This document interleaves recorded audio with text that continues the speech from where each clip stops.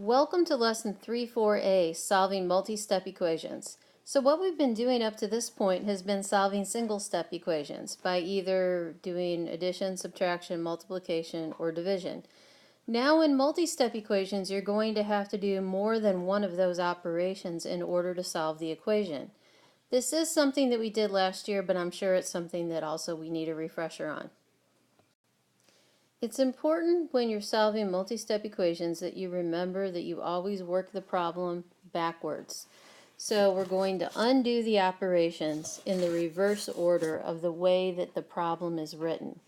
So as an example of that, if we have 4x plus 3 is equal to 23, for instance. When we see the problem, we're going to take x, we're going to multiply it by 4, and then we're going to add 3 to it in order to get our result, 23. So the last thing that we did was add 3. So that's what we're going to undo first. So the inverse operation of addition is subtraction, so we're going to subtract 3 from both sides and draw that curtain. Okay, on the left-hand side, the 4x drops down. Okay, there's nothing being subtracted from that. The 3 is being subtracted from 3, so there's nothing additional there to write. And then 23 minus 3 is 20. Okay, so now, once again, do the inverse operation. We have 4 times x, so let's divide both equations by 4. And we'll get x is equal to 5. And 5 is our final answer. All right, we're going to look at another example. And this example is 3/4 times x minus 7 is equal to 5. All right, and remember, we look at the problem and we take x, multiply it by 3/4, then subtract 7. So subtracting 7 is the last thing that's done. Remember that we want to undo these operations by working backwards. So if we're going to work backwards, then the last thing that was done will be the first thing to be undone. So we'll go ahead and we'll add 7 to both sides in this case and draw our curtain. Okay, we have, let's see, 3/4 x left on the left-hand side. 5 plus 7 is 12 on the right-hand side. And if you remember from before break, if you have x and it's multiplied by a fraction, the easiest way to undo that is by multiplying by the inverse of the fraction. So I want to take both sides now and multiply it by 4/3.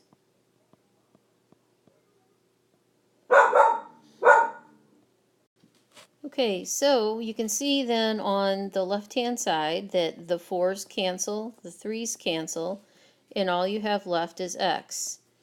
On the right-hand side, don't forget that when you're multiplying a fraction and a whole number together, that integer is the same thing as that integer over 1. So we can make 12 into 12 over 1. And then we can say, okay, well 3 goes into 12 4 times. So 4 times 4 is 16, and that's over 1, which is just 16. So x is equal to 16.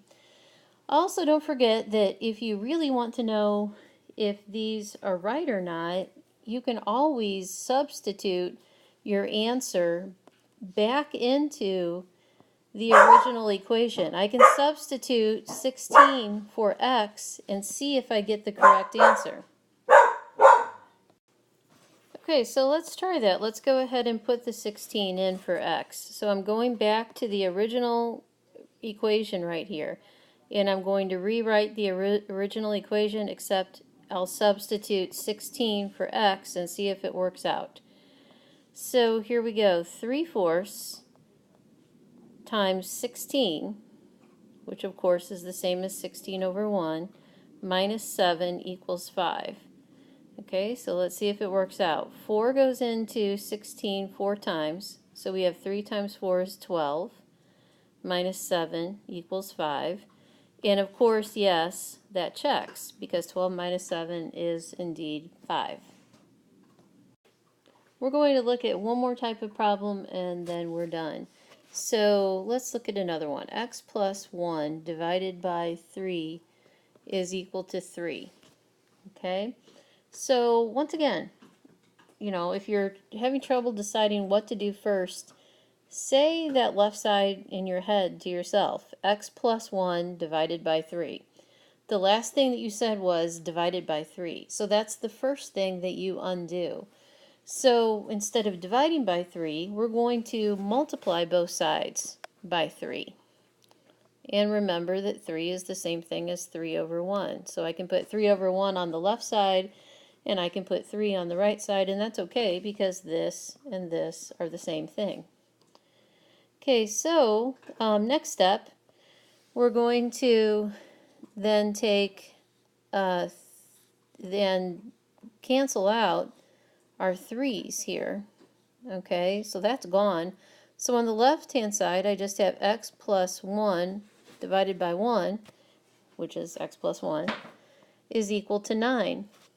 Okay, then I undo the adding 1 by subtracting 1, and I'm left with x is equal to 8. Okay, so you can see that